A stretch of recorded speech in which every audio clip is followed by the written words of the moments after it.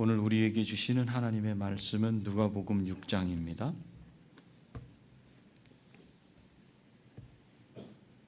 누가복음 6장 27절에서부터 38절까지 말씀입니다.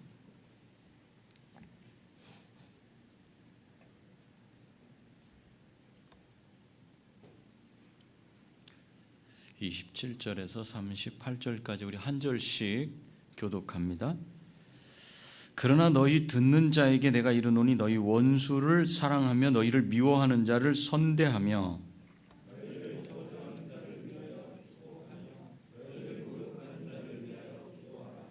너희 이 뺨을 치는 자에게 저 뺨도 돌려대며 내 겉옷을 빼앗는 자에게 속옷도 거절하지 말라.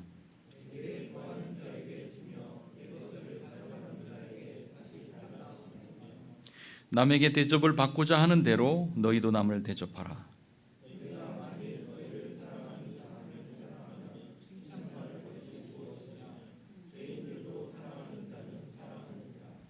너희가 만일 선대하는 자만을 선대하면 칭찬받을 것이 무엇이냐? 죄인들도 이렇게 하느니라.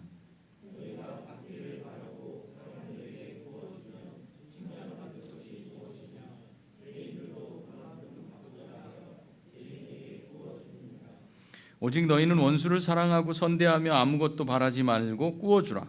그리하면 너희 상이 클 것이요 또 지극히 높으신 이의 아들이 되리니 그는 은혜를 모르는 자와 악한 자에게도 인자하시니라.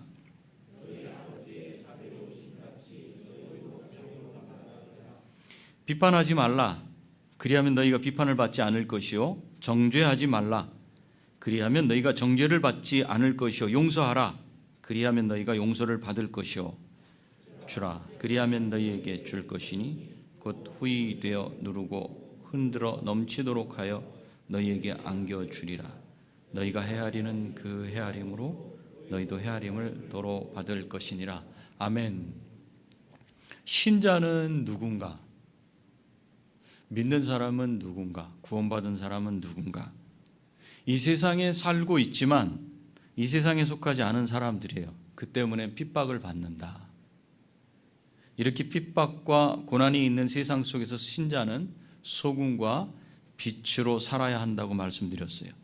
맛을 내야 되고 부패를 막는 소금의 기능과 또 어둠과 어둠의 세력을 밝혀서 기능을 하지 못하게 하는 역할, 그것이 예수 그리스도를 믿는 신자들에게 주어져 있다고 했습니다.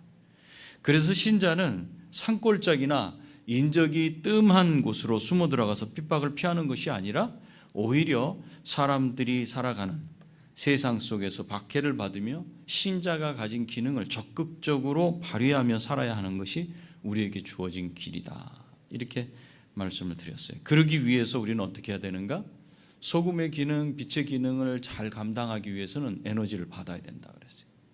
에너지를. 하루 쓸 에너지를 받고 그 다음 쓸 에너지를 또 그 다음 날 받아야 돼.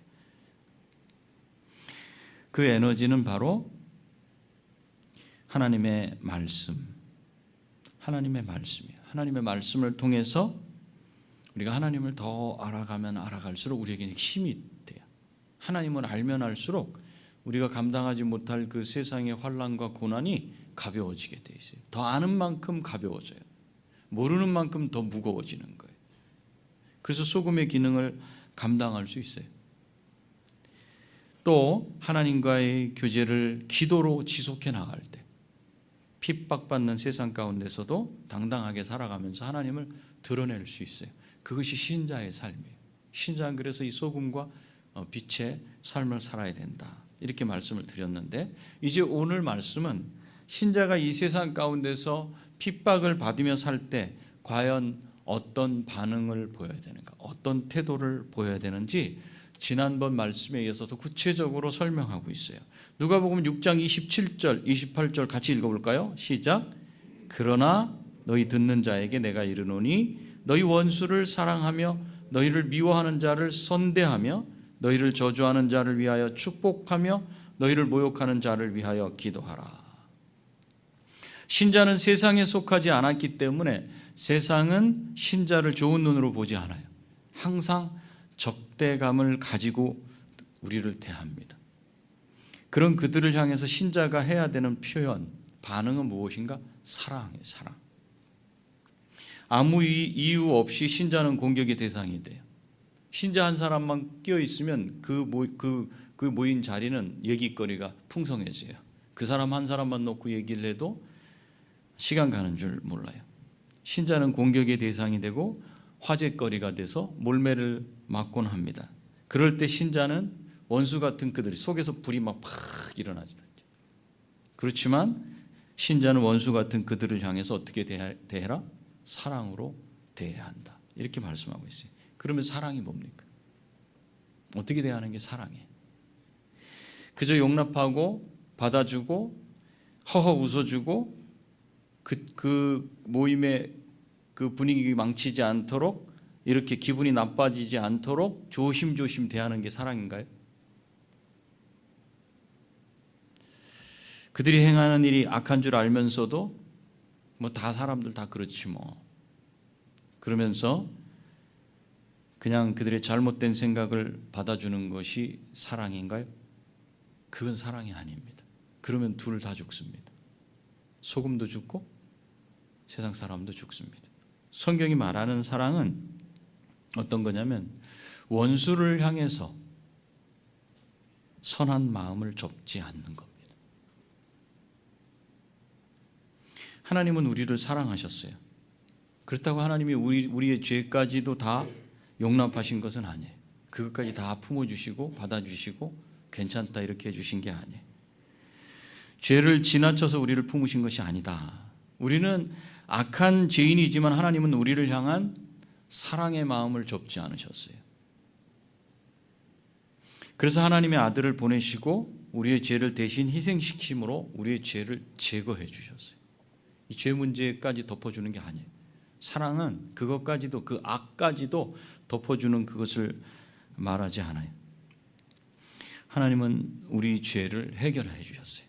하나님이 친히 해결해 주시고 우리를 하나님 자녀로 받아들여 주셨어요. 이것이 사랑이에요.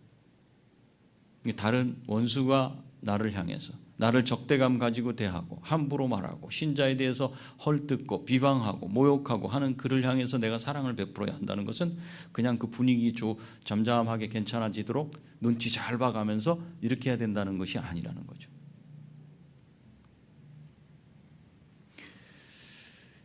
원수를 사랑하는 것은 그들을 향한 선한 마음을 끝까지 접지 않고 희생하면서 기다리는 것을 말해요. 사실 이게 쉽지 않죠. 다른 예로 들자면 내가 그 사람과 좋은 관계를 가지고 있었어요. 나를 얼마나 잘 대해주는지 몰라요. 그때 그 사람에 대해서 내가 갖는 그 감정이 있죠. 품는 마음. 이것이 어느 때 변하냐면 그 사람이 나한테 악한 일을 했을 때 내가 은혜를 베풀었는데 그것을 원수로 악으로 갚았을 때 내 마음이 바뀌어요. 이 바뀌지 말라고요. 그때 원수가 되기 이전에 가지고 있었던 그 마음을 우리식으로 말하자면 그걸 여전히 나를 악으로 대할 때도 갖고 있으란 말이에요. 여러분들 어떻습니까? 그렇게 하십니까?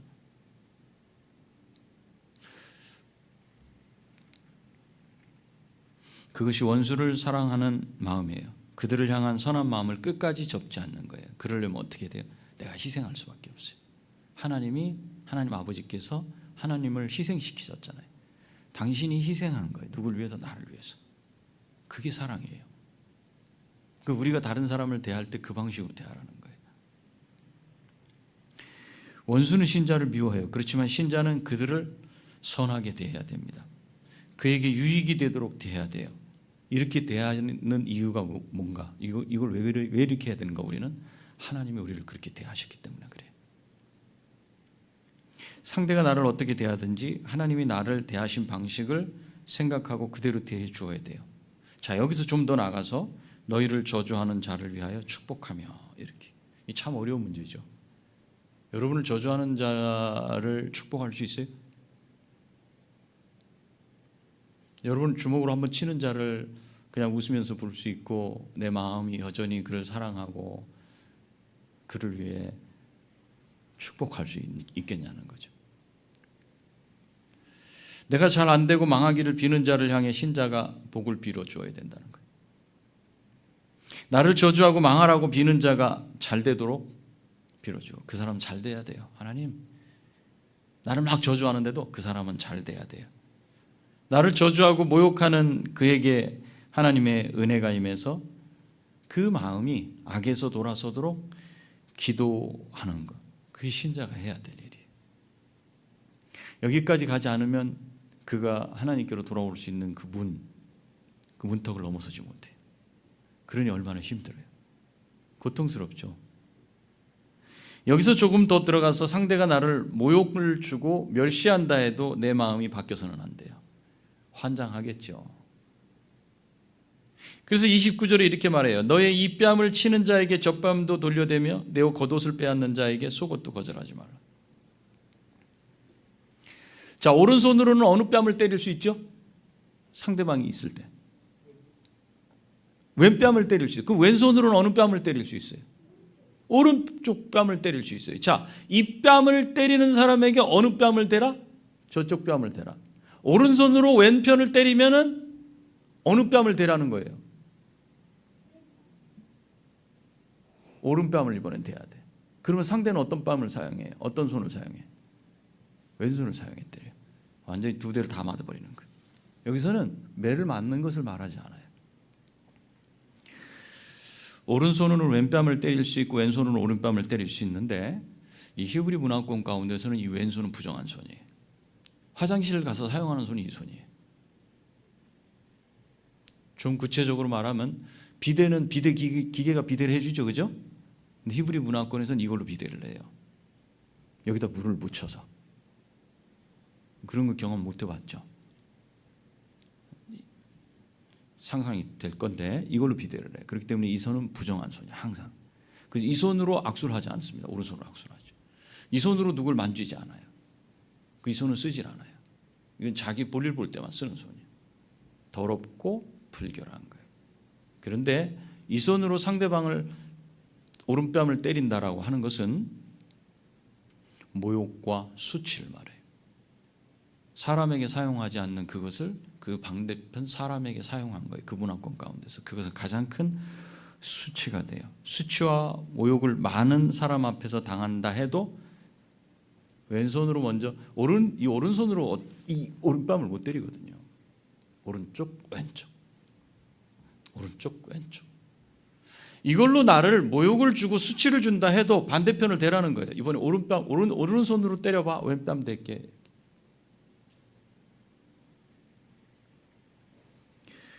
그런 수치와 모욕을 많은 사람 앞에서 당한다 해도 반대편 뺨을 들이대고 상대방이 나한테 한 대로 갚아주지 말라. 갚으려는 그 마음을 품지 말라. 여기까지 가요. 여러분 수치와 모욕을 당할 때 여러분 정말 힘들죠. 1대1 같으면 어떻게 해요? 그냥 거기서 돌아서면 돼요. 그죠? 여러 사람 앞에서 그렇게 봐요. 그거 견디기 어렵죠. 또 내게 겉옷을 빼앗는 자. 겉옷은 이 사람들 문화권 가운데서는 중요한 거예요. 그래서 겉옷을 싹 벗으면 속에는 속옷밖에 안 나와. 겨울 같은 때는 이게 외투 같은 걸 이렇게 탁 덮어요. 이것은 아주 집안의 무슨 갑오 같은 거예요. 비싸요 이게. 그것이 추운 겨울을 알 수 있는 그런 보호 장구 같아요. 그것을 뺏어간다는 건 이 사람이 생명을 뺏는 것과 똑같아요. 그러나 그렇게 한다 할지라도 어떻게까지 해라? 이건 가장 중요한 거예요. 가장 중요한 걸 달라고 하는 그 사람에게 중요하지 않은 것까지도 아낌없이 주는 희생을 감당하겠다는 마음을 품는 사람이 신자다. 거기서 조금 더 나가서 30절에 내게 구하는 자에게 주며 내 것을 가져가는 자에게 다시 달라 하지 말며 그 빼앗아가는 사람에게 갚아라 이렇게 하지 말라는 거예요. 또 내가 이만큼을 줬으니까 상대방이 이만큼 가져와야 된다 이런 생각조차도 이런 마음조차도 그런 계산 돌리지 말으라는 거예요. 사실 우리 안에 어떤 마음이 있냐면 내가 누구한테 뭔가를 이렇게 할 때 은근히 기대해요. 은근히 어떤 기대를 해요? 당장은 아니더라도 그 기억을 항상 갖고 있어요. 그런데 시간이 지났는데 보니까 그가 뭔가 포도 상자를 많이 갖고 왔어. 근데 이렇게 나눠주는데 보니까 나한테는 조금밖에 안 줘. 이상하게 내 기억은 옛날에 내가 몇 주 전에 내가 그에게 행한 행동이 기억이 쫙 그림으로 딱 들어와. 그러면 여기 불이 확 나는 거예요. 다른 사람들은 아무것도 안 할 텐데 자기 힘들 때 이렇게 했는데 이 포도를 2송이밖에 안 줘. 최소한 1송이는 더 줘야 되지 않아? 이 기억으로 딱 떠. 우리는 은근히요, 내가 누구에게 뭔가를 하면 받을 생각을 안 한다고 생각해요. 그런데 그 상황이 딱 닥치면 그게 떠오른다니까요. 그건 무엇인가? 나는 받으려고 하고 행했다는 거예요. 우리는 우리 마음을 부정할 수 있지만 상황이 딱 발생되면 그 마음이 어땠는지 바로 그 답안지가 거기 나와요. 그런 마음 품지 말라는 거예요. 다시 돌려받을 생각을 하지 말아라. 원수를 사랑한다는 것은 자기를 희생해서 다른 사람에게 유익을 주고 그를 일으켜 세우는 것이기 때문에 내가 희생해갖고 다른 사람이 잘 되면 그것으로 이미 나는 보상을 받았다 생각을 해야 되는 거예요. 여러분, 내가 갖고 있는 음식을 나만 먹으면 내 배만 부르고 말아요. 그죠? 근데 그 음식을 다른 사람에게 2사람, 3사람에게 나눠줬어. 그랬더니 시들시들해 가던 사람이 그 음식을 먹고 막 파릇파릇 힘이 나. 열심히 일을 해. 나한테 아무 말도 안 해. 그런데도 나는 그 사람을 바라보면서 아유, 나는 배는 좀 고프다. 나눠줬더니. 그런데도 내 마음이 배부른 거예요. 그런 걸 경험해 보지 않았어요? 하나님의 신자가 그러기를 원하시는 거예요. 이미 나는 그것을 통해서 보상을 받아. 다른 사람이 잘 되는 걸 통해서 보상을 받아. 신자는 여기서 힘을 얻는 거예요.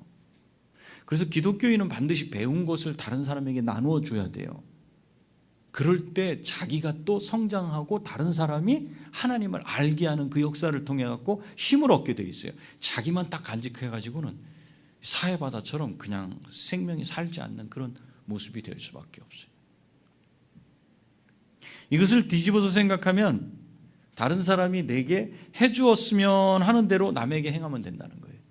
그래서 31절에 남에게 대접을 받고자 하는 대로 너희도 남을 대접하라. 남에게 베푸는 사람이 되라는 말씀이에요. 그 기준은 뭔가? 내가 받고 싶은 대로. 그래서 다른 사람한테 선물할 때 어떤 선물이 제일 좋은 선물이에요, 여러분? 어떤 선물이? 내가 받고 싶은, 그 사람이 나한테 해주면 이런 선물을 해줬으면 좋겠어 하는 그 마음을 가진 그 가격대와 그런 물건, 그걸 다른 사람에게 해주면 돼. 여기 플러스 알파에서 그 사람의 성향까지도 잘 알 수 있으면 좋겠죠. 하찮은 걸 하지 말라는 거예요. 선물이라는 이름으로. 남에게 베푸는 사람이 되라.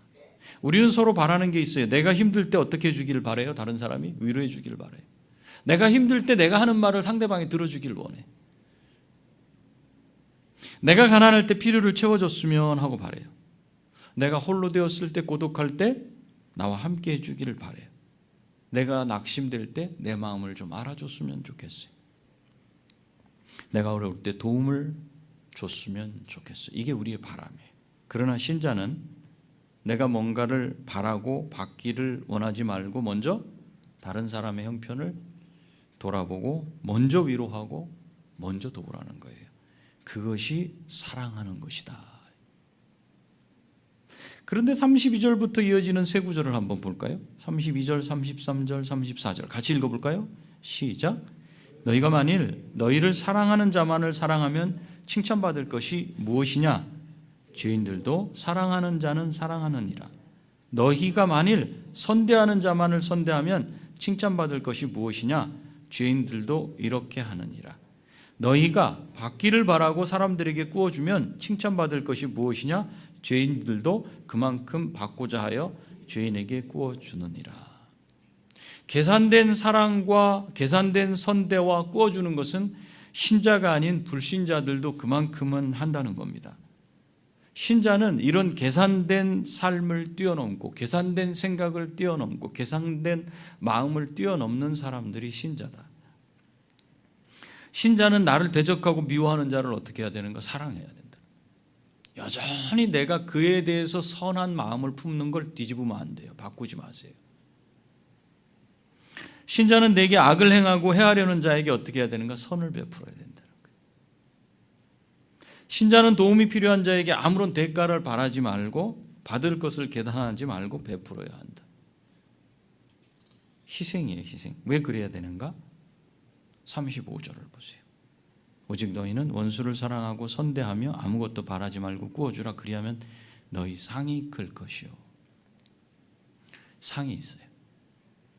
또 지극히 높으신 아들이 되리니, 높으신 이의 아들이 되리니 그는 은혜를 모르는 자와 악한 자에게도 인자하시니라. 여기 하나님이 등장하시는 거예요. 지극히 높으신 이의 아들이 된다. 내가 어떤 선행을 했기 때문에 아들로 등록이 되는 것과 같은 느낌을 받아요. 그렇지만 그런 말씀이 아니고, 원수를 사랑하는 신자의 태도, 내 겉옷 달라고 하는 자에게 속옷까지 주는 그런 태도, 내 오른뺨을 왼손으로, 부정한 손으로 때렸을 때 왼뺨을 들이대는 그런 태도, 그 태도를 보고 주변 사람들이 그 사람이 하나님의 아들인 것을 확인한다는 게 하나님의 아들이 되리, 이 말씀이에요. 그 행위가 아니라, 그 행위를 통해서 그걸 취득하고 얻는다, 이 개념이 아니라는 거예요. 내 태도를 보고서 내가 하나님의 아들이구나, 이걸 주변에서 알 수 있게 된다는 거예요. 왜냐하면 하나님 아버지는 은혜를 모르는 배은망덕한 사람과 악인한테도 사랑을 베푸시는 분이기 때문이에요. 내가 왜 그렇게 하는가? 세상 사람들은 그렇게 하지 않는데 왜 저 사람은 저렇게 하지? 하나님하고 똑같으네, 저 사람이. 나를 통해 하나님을 보게 돼요. 내가 아버지처럼 하니까 아버지의 아들임이 그대로 나타나는 거예요. 즉 아버지하고 똑같네, 이렇게. 그래서 예수님은 이렇게 말씀하셔요. 6장 36절. 너희 아버지의 자비로우심 같이 너희도 자비로운 자가 되라. 너희 아버지 같이. 잊지 마세요. 너희 아버지 같이. 하나님 같이. 내 기준이 거기에 있어요. 자비라는 게 뭐예요? 불쌍히 여기는 거예요. 그가 불쌍히 여김받을 자격이 있어서 그렇게 하는 게 아니에요. 하나님은 하나님을 알지 못하고 오히려 하나님을 대적하는 자들을 그냥 불쌍히 여기셔요. 우리가 그렇게 할 수 있을까요? 마음이 참 착하다. 그런데 참 안타깝다. 그래서 불쌍히 여기긴 해요. 마음이 참 악하다. 어떻게 저렇게 눈에 도끼가 가득할까? 불쌍히 여길 수 있어요, 여러분? 가만히 우리 생각해 보세요. 우리가 그 사람을 어떻게 대하는지, 그 사람의 반응에 따라 내가 대하는 것을 우리는 바라볼 수 있어요. 반드시 그 사람의 반응에 따라 대하게 되면 그거는 불신자들도 그렇게 하는 거예요. 똑같아요. 누구나 다 그렇게 사람 살아가는 방식이에요. 거기서는 아버지를 보일 수가 없어요. 내가 하나님의 아들임을 보일 수가 없다는 거예요. 그러니 우리도 누굴 대할 때 계산하지 말고, 그의 어떠함을 보지 말고 불쌍히 여긴다면 그것이 하나님 아버지를 닮았기 때문에 나오는 현상이고, 그렇게 하나님의 자비하신 같이 우리도 자비로운 자가 돼야 한다. 그게 삶 속에서 우리를 핍박하는 현실 속에서 우리가 구체적으로 살아야 되는 삶의 반응이고 방식이에요. 이렇게 배은망덕한 사람과 악한 자에게도 사랑을 베푸는 신자를 보면서 사람들은 저 사람이 뭔가 다르네. 찾아보니까 하나님 때문이구나. 이렇게 된다는 거죠. 저 사람 하나님께 속한 사람이구나. 그래서 우리는 하나님 아버지의 형상을 따라 지음받고 그 형상이 회복된 사람들이지만 날마다 그 형상을 이루어가는 사람들이에요. 나 한 사람의 행동이 하나님 닮은 삶으로 나타날 때 나를 통해서 하나님을 그대로 비친다, 반사한다. 이걸 영광한다 그랬어요. 그 삶이 신자의 삶이에요. 그러니 신자는 얼마나 복된 사람입니까? 나 때문에 하나님의 이름이 거룩히 여김을 받을 수도 있고, 나 때문에 이름이 거룩히 여김을 받지 못할 수도 있는 그런 존재. 나 때문에 악한 자, 하나님을 대적하는 자, 자기가 왕이 된 자가 변화를 받아서 하나님의 자녀로 완전히 바뀌어져서 살게 될 수 있기 때문에 나는 얼마나 대단한 사람입니까? 나 한 사람이요, 다른 사람의 인생을 완전히 바꿀 수 있어요. 그래서 여러분 모두가 하나님 아버지를 닮아서 원수를 사랑하고 하나님이 주실 상급을 기다리고 내가 하나님의 자녀인 것을 감사하고 하나님을 반사하면서 영광하면서 사시는 그런 삶이 되기를 축복합니다. 그 다음에 따라 나오는 말씀이 뭔가 비판이에요. 비판. 읽어볼까요? 37절 시작. 비판하지 말라. 그리하면 너희가 비판을 받지 않을 것이요 정죄하지 말라. 그리하면 너희가 정죄를 받지 않을 것이요 용서하라. 그리하면 너희가 용서를 받을 것이요. 다른 사람을 판단하지 말고 정죄하지 말고 용서하라, 이 말씀입니다. 다른 사람이 잘못하고 있는 것을 눈 감아주고 어떤 판단도 하지 말고 그냥 다 받아주라는 말씀이 아니에요.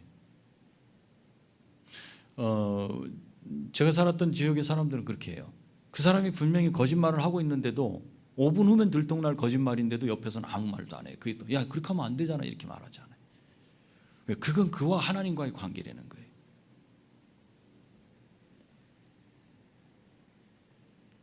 이게 교묘하게 섞여 있어요. 교묘하게. 다른 사람이 잘못하고 있는 거, 그것을 눈 감아주고 어떤 판단도 하지 말고 그냥 다 받아주라는 말씀이 아니고, 이 말씀은 나 스스로 그 사람에 대해서 그 사람이 하는 행위나 말에 대해서 판단하고 내가 그 사람이 죄가 있다 없다를 정하고 내가 심판하는 데까지 가는 일을 하지 말아라, 이 말씀이에요. 왜냐하면 사람은요, 다른 사람의 잘잘못에 대해서 판단하고 처벌하는 권한이 없어요. 그것은 하나님께서 행하시는 일이에요. 원수를 갚는 일은 누구에게 권한이 있는가? 하나님께 있기 때문에 그래요. 어떤 사람이 나한테 악을 행할 때 그에 대해서 정죄하고 심판하려는 마음이 우리 속에 있어요. 사실 꿈틀꿈틀대죠. 그렇게 하지 말라. 성경은 원수 갚는 것이 하나님께 있다. 로마서 12장에서도 히브리서 10장에서도 그렇게 말씀해요. 히브리서 10장 30절에 보면 원수 갚는 것이 내게 있으니 내가 갚으리라 하시고, 다윗이 그렇게 사울로 인한 고통을 받을 때 그 원수에 대해서 갚아달라고 누구한테 계속 간구했어요. 자기가 하면 되잖아요. 자기가 기회가 얼마나 있었어. 자기가 안 하잖아요. 그죠? 하나님께. 신자는 그 원수 갚는 걸 하나님께 맡기는 사람들이에요. 권한이 없다는 거예요, 우리한테. 왜요? 신자는 살아가면서 다른 사람한테 내가 다른 사람을 판단하고 정죄하고 심판한 것과 같은 일을 내가 안 당할까요? 나도 조심스럽죠. 누구나 다 그 안에 들어갈 수밖에 없어요. 죄인이기 때문에. 그러니까 함부로 하지 말라는 거예요. 그걸 그냥 그 하나님이 할게, 이렇게. 내가 설령 한다고 해보세요. 이런 말이 있어요. 매 맞은 사람은 두 다리 뻗고 자도 때린 사람은 두 다리 뻗고 못 잔다는 거예요. 때릴만 해서 때렸어. 그럼에도 불구하고 맞고는 그냥 잘 수 있어도 때리고서는 못 잔다는 거예요. 원수 갚는 것이 내게 있다. 하나님께 있다. 내가 당한 일이 억울하고 가슴 아픈 일이라서 어떻게든지 갚으려고 하는 것이 당연해요. 그 생각 품지 말아라. 성경은 이렇게 말씀하고 있어요. 그 책임을 묻고 대가를 지불하게 할 권한이 사람에게 있지 않고 하나님께 있기 때문에 그래요. 이거 구분하라는 거예요. 그럼 어떻게 해야 되는가? 오히려 그를 불쌍히 여기고 그를 위해 기도하고 스스로 원수를 갚겠다는 생각을 하지 말아라. 하나님께 원수 갚는 일을 맡기면 하나님께서 친히 갚아주시기도 해요. 제가 아는 교회 목사님, 여러분들도 그 이름을 대면 아실 거예요. 한 권사님이, 이 목사님이 은퇴를 하셨는데도 불구하고 설교를 수요일에 계속 하시고 이런 것 때문에 불평을 막 했어요. 그랬을 때 당회에서 목사님이 뭐라고 한 말씀, 어떻게 교회에서 조치를 취해야 되는 게 아닙니까? 그래서 근데 그 목사님 그냥 놔두십시오. 근데 시간이 얼마 지나지 않아서 하나님께서 정말 그분을 손을 대셨어요. 교회가 다 알았어요. 그래서 그 문제가 아주 깨끗하게 정리가 되어버렸어요. 이렇게 하나님이 친히 하실 수도 있고 그 부분을 해결을 하실 수도 있고, 또 두 번째, 하나님이 세우신 질서가 있어요. 대리로 맡기신 자들이 있어요. 대리로 맡기신 그 기관이 있어요. 그것을 통해서 하나님이 이걸 해결하셔요. 가정에서는 누가 있는지 아세요? 부모님이 있어요. 여러분, 부모님 공경해야 돼요. 그 부모를 통해서 하나님이 이 일을 대신하게 하셔요. 학교에서는 선생님들이 있어요. 제가 지금 말하는 부분을 잘 들으시고 과연 그것이 지금 현실 가운데 이루어지는지 잘 보세요. 사회 가운데서는 국가 기관이 있어요. 하나님이 그것을 대리로 맡기셨어요. 그래서 그들을 통해서 바로잡게 해요. 그 교회는 어때요? 교회는 치리회라는 게 있어요. 그래서 신자가 뭔가 잘못된 게 있으면은 내가 정죄하고 누가 개인이 그렇게 하지 않고 그것은 교회 기관에서 치료회에서 그 부분을 해결을 해요. 이런 모든 질서를 하나님이 세우셨기 때문에 이 질서를 하나님께 속한 질서로 받아들일 때 그 가정과 교회와 학교가 사회가 바로 서게 돼요. 그런데 지금 현실이 어떤지 한번 보세요. 학교에서 선생님이 그런 일을 할 수 있어요? 집에서 부모가 그 일을 할 때 감당해요? 자녀들이? 사회에서 국가가 그 일을 감당할 때 받아들여요? 받아들이지 않습니다. 재판만 몇 년씩 걸려요. 몇 년씩.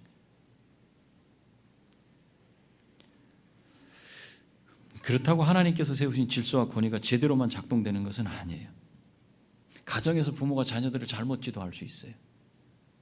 학교에서 선생님들이 편향되게 아이들을 대할 수 있어요. 교회에서도 잘못된 치리를 할 수 있고 사회에서도 국가가 재판을 잘못할 수도 있어요. 다만 그런 잘못에 대해서 즉시로 하나님께서 그 부분을 바로잡아 주시기도 하지만 그렇지 않다 해도 하나님이 시간을 통해서 역사 속에서 하나님의 섭리를 통해서 벌하셔요. 그럼 반드시 벌하십니다. 그렇게 하고 마지막 날에 하나님이 행한 대로 갚아주시고 심판하십니다.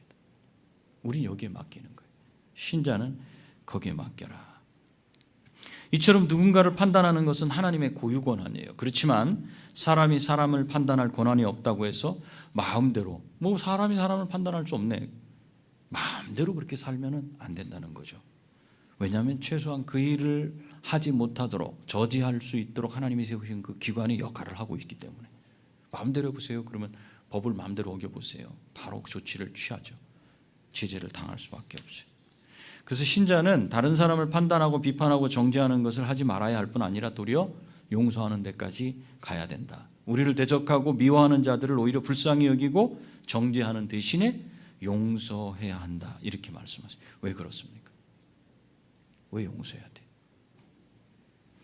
우리가 이미 하나님의 비판과 판단과 정죄에서 용서받았기 때문에 그래요. 우리가 그걸 경험했어요. 그 은혜를 받은 사람들이에요. 그것이 우리의 행동의 근원이에요. 내가 이렇게 하는 행동의 근원은 누구 때문에? 아버지가 나를 그렇게 대하신 것 때문에. 우리는 이렇게 나오는 거예요. 너 왜 그래? 아버지 때문에. 우리의 행동의 모델이 하나님이시기 때문에. 이미 나한테 그 은혜를 주셨기 때문에 그래요. 그래서 여러분이 하는 행동을 보고 누가 칭찬하는 거 이거 받으려고 하지 마세요. 그 칭찬이 왜 내가 받아야 돼? 아버지가 받아야지. 너 정말 괜찮은 사람인데 야, 너 대단해. 정말 착한 인생인데 무슨 착한 인생이에요 내가. 하나님께 그걸 받았기 때문에 내가 그렇게 할 뿐이에요. 아니야, 다 하나님의 은혜죠. 이렇게 가야 맞죠요. 그 영광을 계속 가로채갖고 자기한테 갖고 오면 어떤 인생으로 바뀌냐면 칭찬 안 해주면 또 못 견뎌. 괴로운 거예요. 이거 내가 가져오지 마세요. 이거 하나님께 돌아가야 되는 거예요. 우리의 용서는 하나님이 우리를 불쌍히 여겨주신 것 때문에 나오는 겁니다. 우리가 불쌍히 여김받고 용서받았기 때문에 우리가 받은 대로 다른 사람에게 긍휼을 베풀어야 돼요. 그래서 38절에 이렇게 말하잖아요. 너희가 헤아리는 그 헤아림으로 너희도 헤아림을 도로 받을 것이니라. 우리가 다른 사람을 헤아리는 그 방식, 그 헤아림으로 우리를 헤아리시는 분이 하나님이시기 때문에 내가 하는 대로 하나님도 나를 대해. 우리가 다른 사람에 대해서 어떻게 대하는지가 하나님이 우리를 대하시는 기준이 된다면 만약에 사람을 지금 미워하고 헐뜯고 그러기를 좋아하는 그 사람은 이 경고의 말씀이 되지 않겠어요? 얼마나 무섭겠어요? 이게 쌓이고 있어요. 점점. 그러나 내가 받은 은혜의 깊이가 너무도 크고 놀랍고 측량할 수 없는지라 감사함으로 다른 사람을 불쌍히 여기고 은혜를 베푸는 그 사람에게는 얼마나 큰 위로의 말씀, 힘이 되는 말씀이 됩니까? 하나님은 이렇게 살아가는 신자들에게 축복을, 복을 약속해 주고 계세요. 한번 마지막 절 읽어볼까요? 38절 시작. 주라. 잠깐 거기서 멈춰야 돼. 이 주라만 3번 시작. 조금 느낌을 살려. 주라. 시작. 한 번 더. 그 다음 읽어주세요.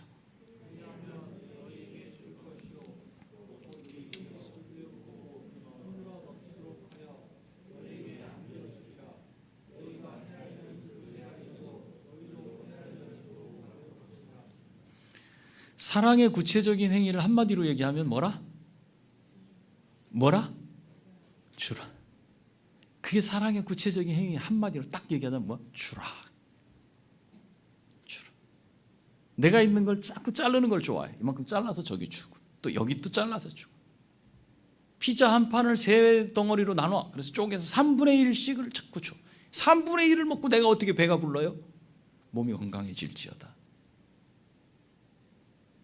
주라. 사랑의 구체적인 행위가 뭔가 주는 것이다. 나를 원수같이 여기고 미워하는 그 사람을 불쌍히 여기고 사랑하고 자기가 가진 것을 모두 베풀고 사는 사람, 손해만 보는 사람. 세상은 이런 사람을 뭐라 그래요? 바보라 그래요. 세상은 이런 사람을 어떻게 해요? 사기를 쳐요. 어떻게 해요? 이용만 해요. 이 세상에 살 때 이용만 당할 수 있어요. 세상은 그런 사람을 이용하고 빼앗고 짓밟을지 모르지만 하나님은 그 사람에게서 빠져나간 그 모든 것을 보상하시겠다. 내가 지혜가 없어서 당하는 게 아니라 알면서도 열어주는 거예요. 그런 사람에게 어떻게 보상하시는가? 후히 계산해서. 우리처럼 계산기를 돌려가지고 나한테 한 만큼을 대하는 그 방식이 아니라 후히. 무슨 뜻이? 되가 있어요. 여기는 아주 채우는데 꾹꾹 눌러서 빈틈없이 아주 조각이 안 들어가. 좁쌀을 넣고 찹쌀을 넣고 콩을 넣고 빈자리는 또 좁쌀을 넣고 가득 채워서 흔들어 넘치도록 해서 안겨주실 것이다. 이 복을 여러분이 다 받으시기를 축복합니다. 하나님이 채워주실 거예요. 여러분 빈틈 그거 하나님이 채워주실 거예요. 왜? 내가 하나님이 나한테 하신 대로 나도 했기 때문에. 하나님이 하나님의 대리자처럼 마치 하나님처럼 다른 사람에게 그걸 보여줘서 그 사람이 하나님을 볼 수 있도록 했으니까 천하보다 귀한 그 영혼에게 내가 하나님을 알려줘서 그 사람이 하나님을 보게 됐기 때문에 하나님은 내게 하나님의 방식으로 채워주시겠다는 거예요. 내 방식으로 채워. 여러분 방식으로 기도하지 마세요. 채워줄 거. 복을 받을 때 여러분의 방식을 놓고 기도하지 마세요. 그건 내가 원하는 정도, 내가 보는 정도의 아주 작은 정도. 하나님이 하나님의 방식으로 채워주실 것이다. 이 땅에 사는 동안은 이 땅에 속한 것으로 나는 손해를 볼지 모르지만 저 하늘에 속한 것으로 하나님이 한량없는 은혜로 채우시겠다는 거예요. 이 하나님의 상급을 다 받아 누리시기를 축복합니다. 세상의 것을 잃으면 절망하지만 하나님이 주시는 위로로 채우시는 것을 경험하면 이 땅에 살아가면서도 내가 비록 가진 거 없고 누리는 게 없다 할지라도 하나님이 채워주시는 그 마음의 부요함, 풍요함, 넉넉함으로 인해서 내가 부자인 것을 경험해요. 당당한 거예요. 내 어깨가 펴지는 거예요. 뭐 옷 잘 입은 사람, 뭐 무슨 차 탄 사람, 무슨 아파트, 몇십억 되는 데서 사는 사람 부럽지가 않은 거예요. 왜요?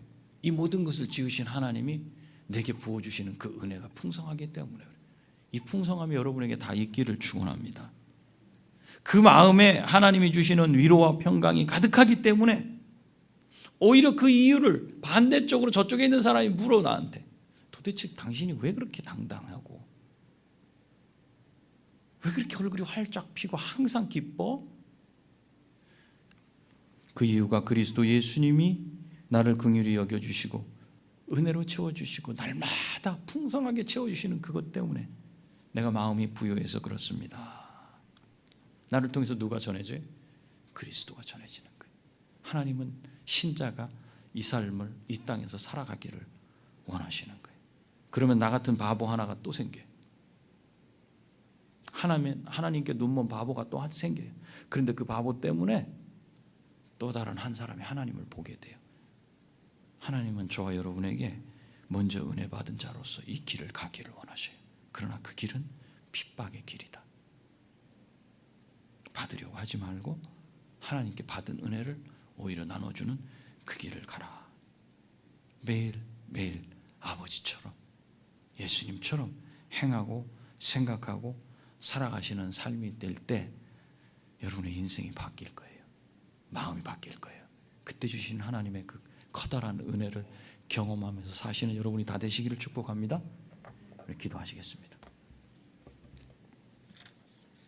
기도할 때 하나님이 나를 불쌍히 여겨주신 대로 내가 다른 사람을 대하며 살게 해주십시오. 지금까지는 세상 사람들, 불신자들도 하는 그런 방식으로 계산하고 사람을 대하고 마음을 먹고 인생을 그렇게 살리라 그냥 그렇게 그냥 이를 악물고 살아왔지만 이제는 주라, 주라. 모욕을 하면 당하라. 우리 주님이 옷벗김을 당하고 모욕을 당하고 수치를 다 당하셨다. 사람들 앞에 창피함, 부끄러워하지 않으시고 다 받으셨다. 그러니 너희도 그렇게 하라. 그러면 하나님의 은혜 받은 것을 다른 사람들에게 그대로 보이게 된다. 이 시간 우리 기도합시다. 하나님이 나를 대하신 대로, 내가 세상의 기준대로 하지 않고 하나님이 나를 대하신 대로, 대해 주신 대로, 긍휼히 여겨 주신 대로 다른 사람을 대하게 해 주옵소서. 주라. 기도하겠습니다. 주신 아버지 하나님, 이 시간 주님의 은혜, 사랑에 감사합니다. 신자가 이 땅 가운데 살아가는 방식, 주는 것이고 베푸는 것이고 용서하는 것이고 비판하지 않고 내가 받은 은혜를 나누는 것이고 주님을 하셨소. 이 인생을 붙들어 주옵소서.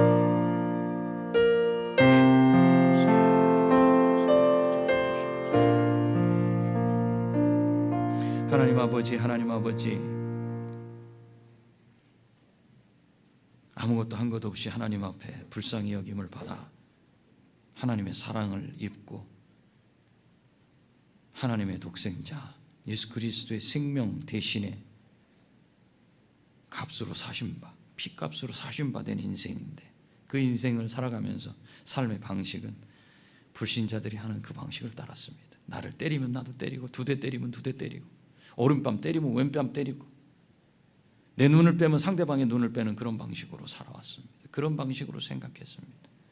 우리 주님이 새로운 지침을 우리에게 주시니 감사합니다. 우리 아버지께서 내가 악한 그때에 나를 사랑하시고 불쌍히 여기신 것처럼 다른 나를 향하여 적대 감정을 갖고, 나를 향하여 항상 비판적이고, 나를 향하여 악하게 대하는 그 사람을 향해서 사랑하고 주라고 말씀하시는 그 말씀 따라 살기를 소원합니다. 그래서 나를 통해 예수 그리스도를 보이게 돼서 그 영혼의 쉼 안식을 얻게 하는 그 길로 나 때문에 들어올 수 있도록 우리 주님이 나를 붙잡으시고 내게 말씀을 하시는 것을 내가 듣고 순종하도록 허락하여 주옵소서. 비록 가진 것이 없고 내 것을 다 이 세상 가운데서 빼앗긴다 할지라도 그것으로 만족을 얻지 아니하고 내게 긍휼을 베푸신 하나님 한 분만으로 평안과 위로와 안식과 넉넉함, 풍요를 누릴 수 있는 우리 될 수 있도록 우리 마음을 바꾸어 주시옵소서. 세상 가운데서 불신자처럼이 아니라 아버지처럼, 예수 그리스도처럼 살아내는 우리 다 될 수 있도록 복을 내려 주시옵소서. 예수님의 귀하신 이름으로 기도하옵나이다. 아멘. 우리